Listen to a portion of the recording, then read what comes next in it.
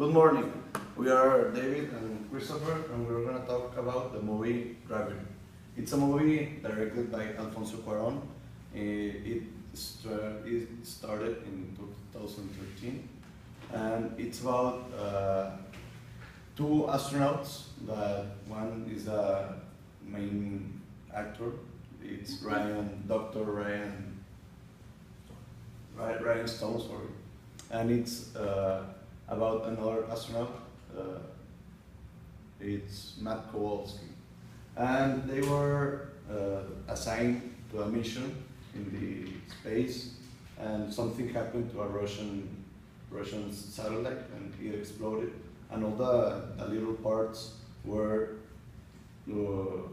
directed directly to the spacecraft, and it destroyed, and they only survived the Ryan Stone and Matt Kowalski. Ryan Stone was sent to the space, and he saved her. He grabbed her, and she was staying with no oxygen. So they went to a satellite that it was there, and she survived. Then another explosion made that he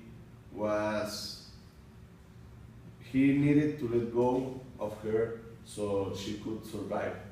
And then she made it to the end. She survived. She made it to another satellite, and then she made it to Earth. The characterization for Rhinestone, she is very depressed. She lost her child, her son, when she was little, like 4 years old. She said that her daughter died. She was lonely. She said, "I don't have anyone waiting back home." So she didn't want to leave. She didn't want to fight to live. And Matt Kowalski always was telling her, "You need to keep going. You need to do your best. So try to live on." She was self-doubt. Kowalski was to practically push her to do what is needed. She is hopelessness. She said, "I know we're all gonna die." She was always negative. She was non-religious. She prayed for the first time in a long time in the Soyuz. It was the last spacecraft or the last satellite. She made it, and with that she made it to the Earth. She was persevering. She never gave up, no matter what. She always tried to stay alive, and she was helpless. Kowalski has to help her all the time to survive. Well, as my parents said, there is another astronaut that is Matt Kowalski. He's almost the complete opposite of Ryan Stone because he's always pushing her to survive, to enjoy life because she gave up. For example, determination. In that line is when he tells her that he has to detach himself from her in order for her to survive, because for him that was the mission after the accident, to save the remaining of the crew of the spacecraft.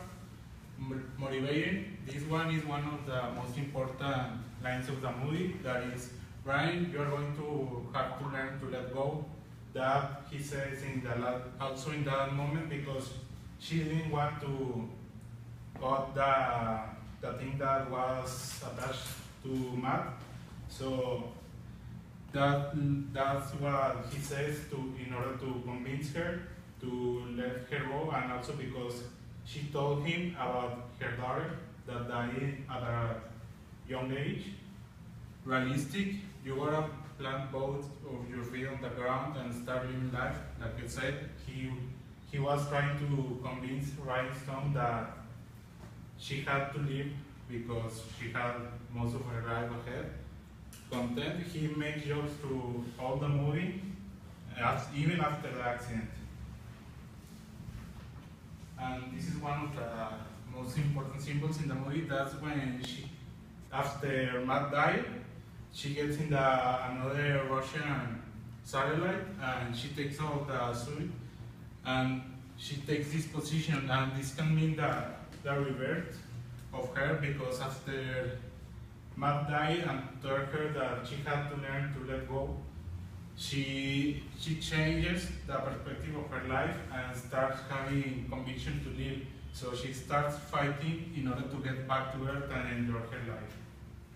But I have a question. What is that a symbol of? Fetus. Fetus.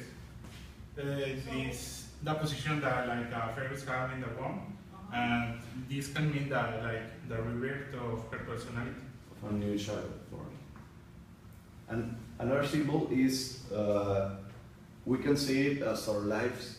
Like we have many problems, many things that we don't want to keep going, and we need to let go of that things so we can concentrate on what is important.